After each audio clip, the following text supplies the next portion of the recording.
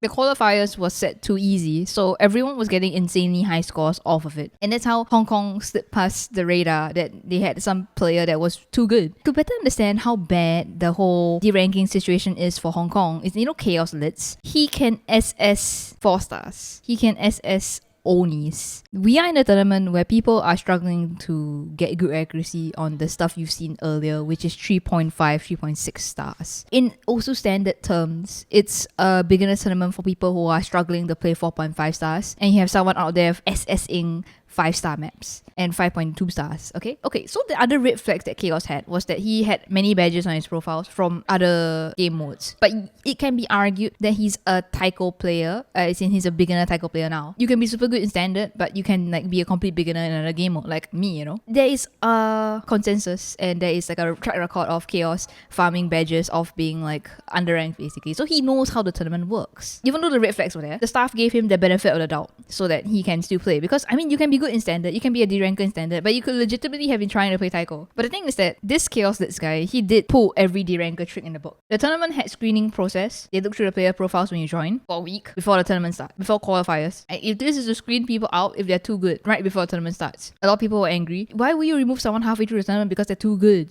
That's the sentiment, and it's bad to remove someone halfway through the tournament. But the thing is that the guy should have been removed since the very start, but he slipped under radar because he pulled the tournament deranker move of joining right at the very end of player screening and got past the screening stage, and because of the fact that he's in a completely new game mode where we should not hold him accountable for his actions in other game modes, because who knows, he might actually be like not a deranker. And then the whole point of keeping the whole player moderation team is so that when someone shows that they are deranker through the tournament, they can remove them at any time, because sometimes you can only tell that someone's a deranker halfway through the tournament, because like we found out that like, only halfway through that this guy can SS Onis. That's not a beginner.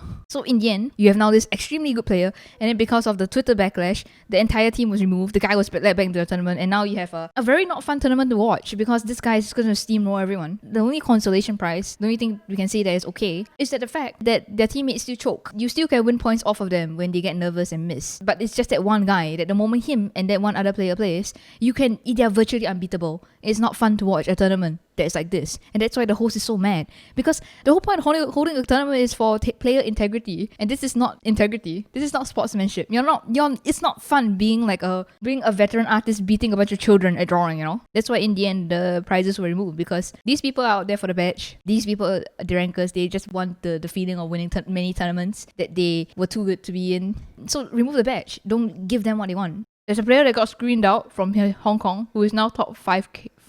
Holy shit. The whole problem with having the rankers in a tournament like this is that their skill cap is much, much, much higher. And when the skill cap is much higher, for you to have a fun tournament is to set maps that people will not easily FC. And that's why Killer Beast end up becoming tiebreaker. It's so difficult, but it's there because of these people who have so much higher skill cap. And they're still FCing easily with high accuracy. It makes it worse for everyone else who are actually beginners. They're struggling to keep up. Like for me, okay, I wouldn't call myself a complete beginner in this global Tiger Showdown tournament. I'm still doing much better than everyone else. I would not consider myself way out there. I know this can sound like a deranker talking about like shit, but I think like Killer Beast was really my skill cap, so it's really sucky for all the lower teams, because you end up pushing the skill cap so fucking high that the people who are actually playing because they're beginners, they're losing out. They're playing outside of their comfort zone. It's meant to scale up to the players' improvements. This is faster than that because everyone else is better. Yeah, if you put in a map that the top few can't FC, you're putting maps that people straight up cannot pass. So that's the whole problem with the derankers thing. That's why the whole Twitter thing just made me, when I saw it, right, I was really angry actually. I was like, if I cared enough,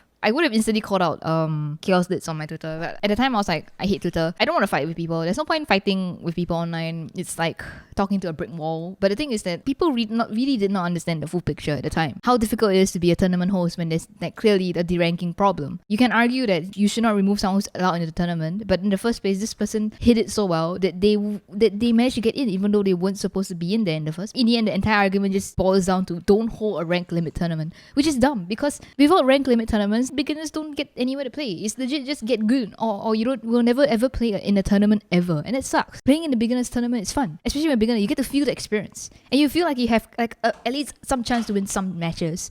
It's not the same as just it's not fair. You know, that's the whole point. That's the whole problem. It's not fair. The thing that made me so angry is because I knew that I was kind of sandbagging. I know I'm sandbagging. My skill is quite high, but then I tell myself, I try to justify myself like, yeah, my skill is quite high, but it's not high. Feel free to remove me at this point if you feel like I'm sandbagging. That's the thing. If you guys determined that I was a sandbagger, I would have just said, okay, you guys caught me. Alright, but then this guy has the nerve to say they removed me because I was sandbagging, which I was doing. Wow! And I was like, holy fucking shit! How your skin is so thick. How do you have so much nerve to do that? And then the fact that people were giving him support just blew my mind. This guy can SS Onis. He's in the beginners tournament. People can't even FC the tiebreaker now, and the tiebreaker was in grand finals of another previous beginner tournament. We're in semi-finals. It's very sad. The whole train wreck against Kasumi was just disgusting, honestly. Honestly, some part of me regret. I wish I stood up for Kasumi at the time at least. But I just did not see a point in standing up because people on Twitter, the standard players, they don't know a thing. They don't understand. So there's no point explaining to someone who would not understand, and they don't want to understand. They will not listen to me.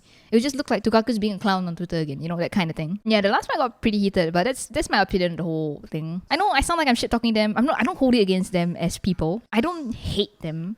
I don't dislike them, but it's just what I think about the situation. I don't hate them because it's a hate train in BGTS, because I noticed the problem, the flaws, and how weird this entire thing is. They are exploiting the system, the fact that that rank is not a good determinator of skill. And the point of this tournament is not rank limit per se, it was actually a skill limit. So it's just sad. That's all. It's just sad. But that's it. I think I'm gonna be end stream right now.